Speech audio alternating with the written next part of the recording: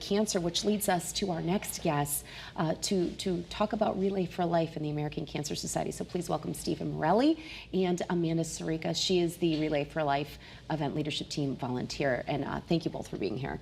Thank you for having us. That's quite the follow-up.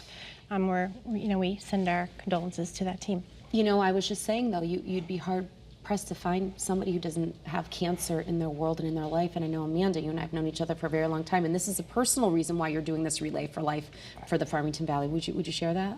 Oh, absolutely. I became involved in the Relay for Life 8 years ago. My father was battling stage 4 prostate cancer, so I'm a big advocate for men going to their annual physical and having their prostates checked.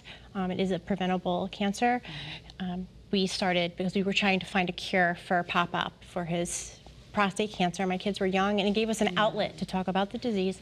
And he passed away the morning of our first Relay for Life. Oh my gosh. And that was 8 years ago. So it's become a real moment for us. Each year we celebrate not only the good that the organization's doing, but also the loss that we've had. And honor his memory. Yes. And make it vibrant for your children and, yes, and all of that. And it still has to be a hard loss, but it has to get a little easier knowing that you're making a difference in his honor. Absolutely. So it's a milestone for our family, but I see all the great work the American Cancer Society is doing and where the funding's going and the programs and the things that we offer to people that are battling the cause right now. And Stephen, this is the 25th year of Relay for Life. Can you tell us a little bit about this and how this is really the marquee event for the organization raising funds, right? Yeah, absolutely. So the 25th year anniversary of Relay for Life in Farmington Valley. And, so 25 years ago, it began as a very small relay and just really grew over the years as the committee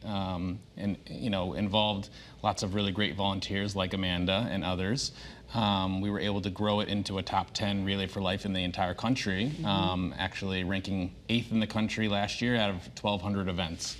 So it certainly makes the largest impact possible, given the region and all the community coming together, really to celebrate this 25th year milestone and the $6.5 million we've raised. Yeah, that's incredible. $6.5 million, and this year the goal specifically for the Farmington Valley is going to be $500,000, and that goes to cancer research and all kinds of programs that are set up. And sometimes we don't even think about the fact that sometimes people need rides, like cancer patients need rides to treatment. So there's so much that the money goes for. Time, date, and place of the Farmington Valley Relay for Life. Yeah, so our Relay for Life is going to be May 31st this year, Saturday. And it actually is a 24-hour event for some of those who like to spend the night, but it's not mandatory.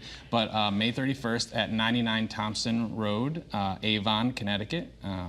So you can definitely find more information about it on our website, how to get registered, relayforlife.org/Farmington Valley CT. So we definitely invite anyone from the neighboring towns as well to engage in it. And Amanda, obviously as a super mom, but this is a family-friendly event. So any tips on going and bringing your family to celebrate? And my kids started relaying in the 5th grade and on through high school. They're now part of the event leadership team as teenagers. There's a place for everyone at Relay for Life, whether you're coming to help with the survivor tent or direct traffic or you want to walk the track. It's not too late to start a team. Sponsors are always welcome. We have some fabulous people that have stayed with us for years, and it's a really inspiring event to come to. We have fantastic speakers, so definitely a worthwhile event to even pop into.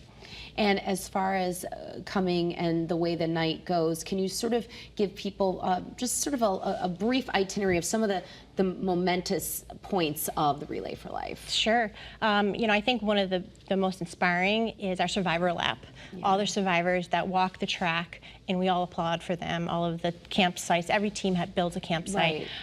There's also a remember ceremony. It's a very poignant moment. It's at night where we light a torch for everyone that we're remembering.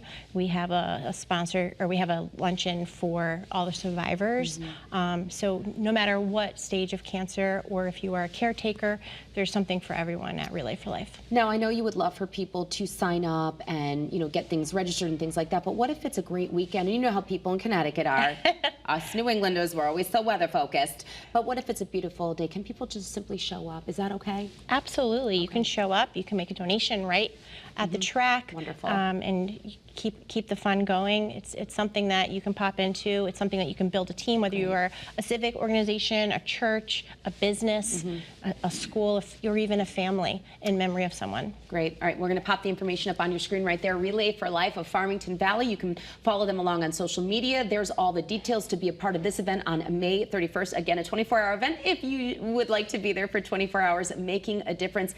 Good luck to you. I hope you raise that $500,000. We hope your event is a huge success. All right, stay with us. We've got a great event, another one coming up for families in Middletown, and my nephew is here, Canine Bear from Middletown PD, to tell us all about it when Hello Connecticut returns. You're watching Channel 3 and The Wax.